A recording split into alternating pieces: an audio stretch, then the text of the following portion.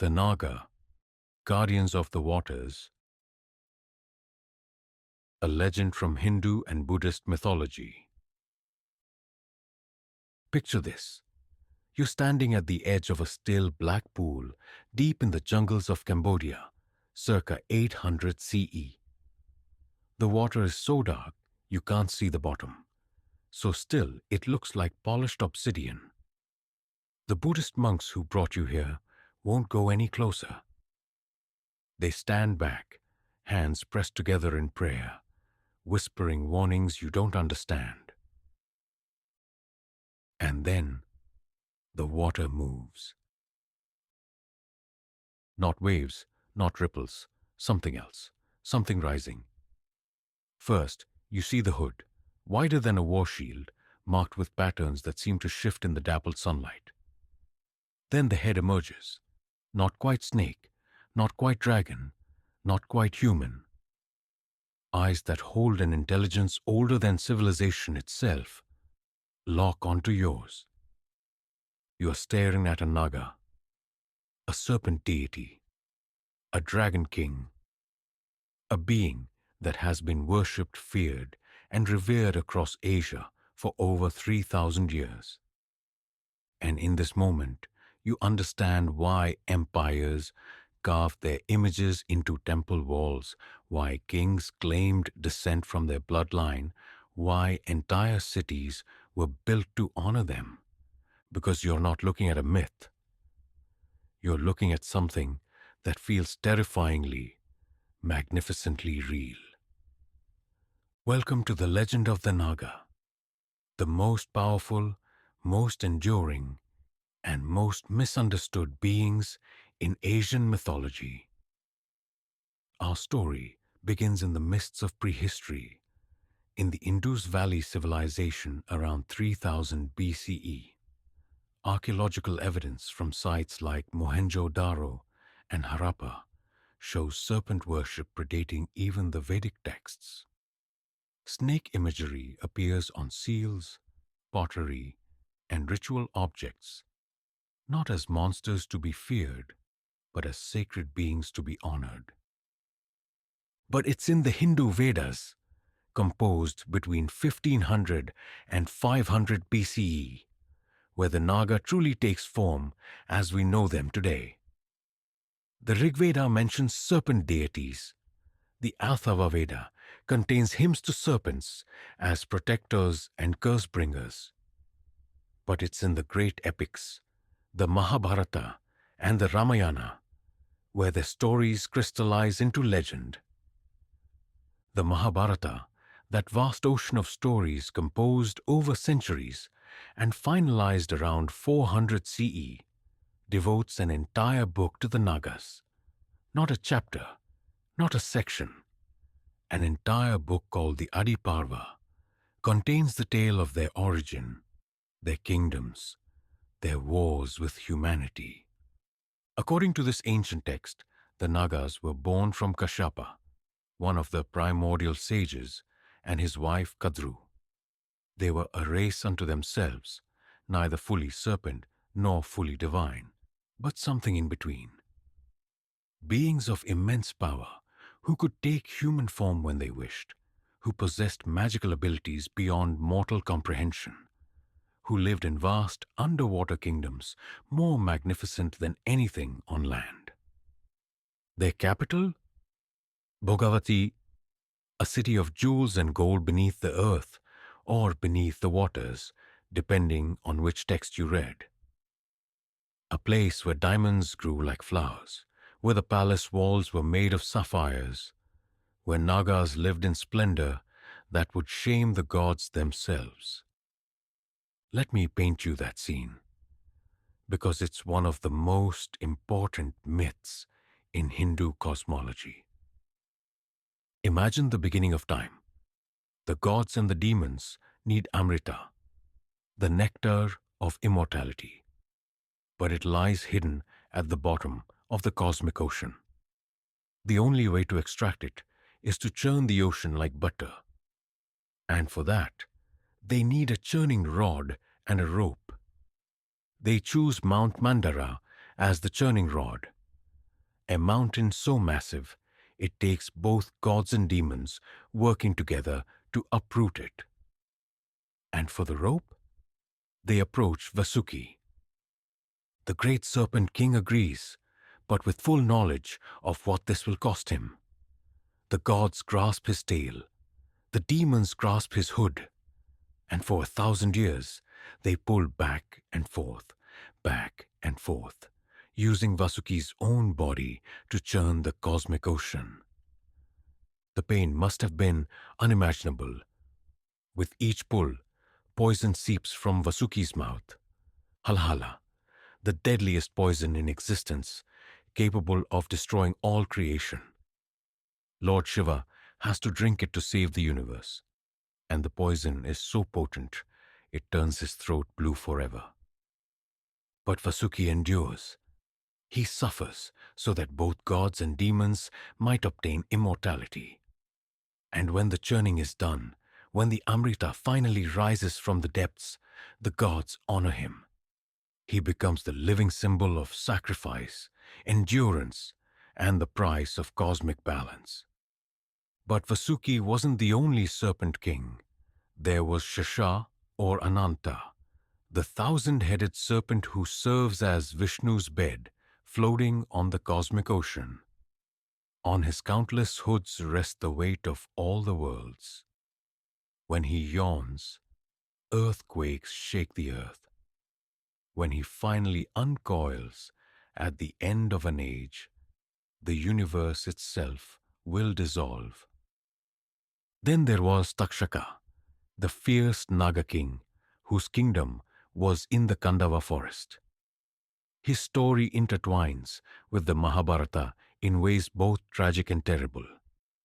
When the hero Arjuna burned down the Kandava forest to clear land for the city that would become Indraprastha, modern-day Delhi, Takshaka's wife and children perished in the flames. His revenge was patient and absolute. Years later, Takshaka killed King Parikshit, Arjuna's grandson, with a single bite. The king's son, Janamejaya, was so enraged he ordered a Sarpasatra, a snake sacrifice designed to kill every serpent in the world. Thousands of Nagas were dragged by magical force into the sacrificial fire, dying in agony. The sacrifice was only stopped when the sage Astika, himself, half Naga through his mother, intervened and convinced Janamejaya to show mercy, but the damage was done. The war between humans and Nagas, always simmering, had boiled over into genocide.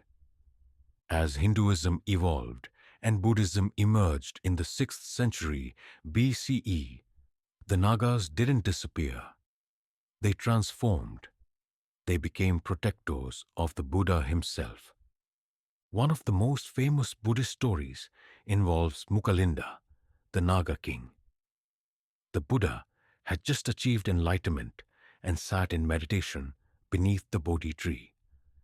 For 7 days he sat, unmoving, experiencing the bliss of liberation. But then, a terrible storm arose.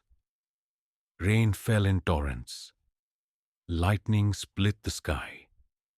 Wind threatened to uproot the very tree that sheltered the Buddha. From a nearby lake, Mucalinda emerged. The great serpent coiled his body 7 times around the Buddha, protecting him from the rain. He spread his hood like an umbrella over the Buddha's head, shielding him from the storm. For 7 days and 7 nights, Mucalinda held this position, never moving, never tiring, ensuring that the Buddha's meditation remained undisturbed.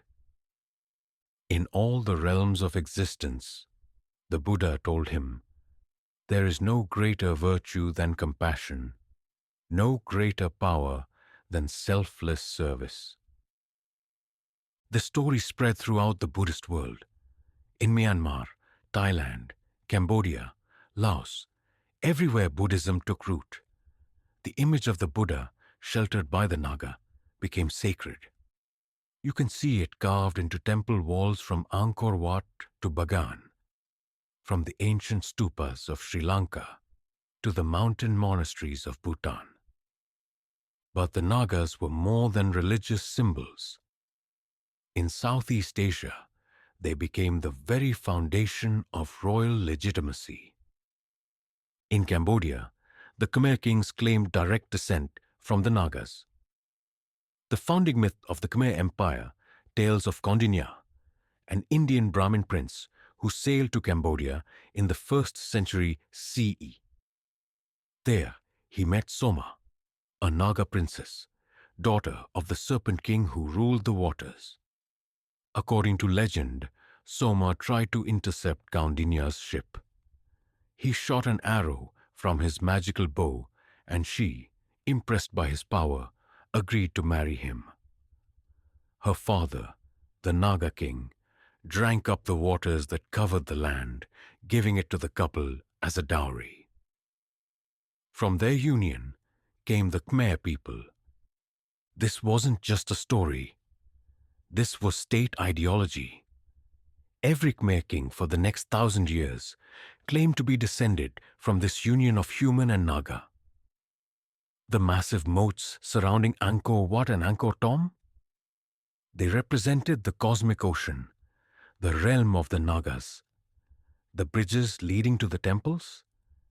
Each one is lined with statues of gods and demons engaged in the cosmic tug-of-war, pulling on the body of a great Naga, a recreation of the churning of the milk ocean. Walk through Angkor Wat at sunrise, and you'll see them everywhere. 7-headed Nagas flank every entrance, their hoods spread in protection. Stone serpents wind along balustrades, their scales carved with such precision that even after 800 years, you can see each individual detail. The builders didn't just decorate their temples with Nagas. They built the temples as offerings to the Nagas. In Thailand, the legend evolved further. The Thai people have a myth about the first Thai kingdom, Nakhon Pathom, being founded by a Naga who transformed into human form and taught humans the arts of civilization, agriculture, architecture, governance. The famous Grand Palace in Bangkok features Naga staircases. Traditional Thai boats, the royal barges, are carved to look like Nagas cutting through water, returning to their element. In Laos, there's a festival every year, Bon Bang Phai, the Rocket Festival, where massive bamboo rockets are fired into the sky to wake the Nagas from their dry season sleep and beg them to bring rain. Without the Nagas' blessing, the rice won't grow. Without rain, the people starve. The Nagas aren't just myths in these cultures. They're woven into the fabric of daily life, agriculture, and survival itself. But what exactly are the Nagas? What can they do? According to the texts, Nagas possess abilities that blur the line between magic and nature. They can control water, summon rain, cause floods, dry up rivers. They can shapeshift, appearing as beautiful humans to walk among mortals. They possess immense strength and are nearly immortal, living for thousands of years. They guard treasure, not just gold and jewels, but sacred knowledge, magical artifacts, the very secrets of the universe. In many stories, heroes must journey to Naga kingdoms to retrieve stolen sacred texts, magical weapons, or lost wisdom. The pattern is always the same. Humans disrespect nature, and the Nagas exact retribution, not out of malice, but as a natural consequence. You dam a river, the spirits of that river respond. The medieval text Manimekalai, written in Tamil around the 6th century CE, tells of a merchant prince who encounters a Naga in the ocean. The Naga doesn't attack, instead it speaks. We are the guardians of balance. We keep the waters flowing, the rains falling, the earth fertile. We ask only respect when humans forget this, when they take without giving, destroy without rebuilding. That is when we remind them of the old laws. Where do the Nagas live? The texts describe multiple realms. Patala, the underworld, but not hell. A place of unimaginable beauty beneath the earth's surface, where jewels illuminate cities more magnificent than anything above ground. The Vishnu Purana describes Patala as having 7 levels, each ruled by different Naga kings, each more beautiful than the last. But Nagas also live in water. Rivers, lakes, oceans, any body of water deep enough and old enough might house a Naga. In India, the Narmada River is considered especially sacred to them. In Myanmar, Inla Lake is said to be guarded by an ancient Naga. In Thailand, the Mekong River is believed to be home to the fire Naga. And during certain times of year, locals report seeing mysterious lights rising from the water, which they call Naga fireballs. Scientists attribute these lights to methane gas. The locals know better. There are also specific temples built at sites where Nagas are said to dwell. The Manarasala temple in Kerala, India, is perhaps the most famous. It's a serpent temple in the middle of a forest, where over 30,000 images of snakes line the pathways. Childless couples come here to pray to the Nagas for fertility. Those suffering from skin diseases come seeking healing. The temple's priestess is always a woman from a specific family, a tradition maintained for over 3,000 years. At Angkor, there's a temple called Preakan, where, according to legend, the Naga king still lives in the moat. Locals refuse to swim there. Some claim to have seen ripples moving against the wind, or shadows beneath the water far too large to be fish. You might think that in the 21st century, belief in Nagas would have faded. You would be wrong. In 2010, a video went viral across Southeast Asia, showing what appeared to be a massive serpent moving through the Mekong River. Millions watched. Scientists declared it a hoax or misidentified animal. But the people who lived along the river, they knew what they saw. In 2018, during construction of a new highway in northeastern Thailand, workers discovered a cave system. Inside were ancient Naga statues and evidence of worship dating back over 1,000 years. The construction was halted. Monks were called. Ceremonies were performed to ask the Nagas permission before continuing. Even in modernized, tech-savvy Singapore, when the government built a new subway line in 2015, they hired Taoist priests to perform ceremonies at each construction site, offering respect to any spirits, including Nagas, whose homes might be disturbed. This isn't superstition dismissed by modernity. This is a living tradition, a relationship between humans and the sacred forces of nature that has persisted for millennia.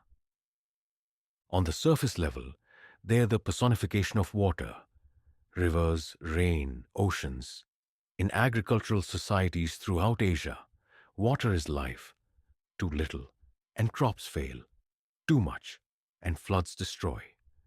The Nagas represent this balance, this constant negotiation between humanity's needs and nature's power. But deeper than that, the Nagas represent wisdom.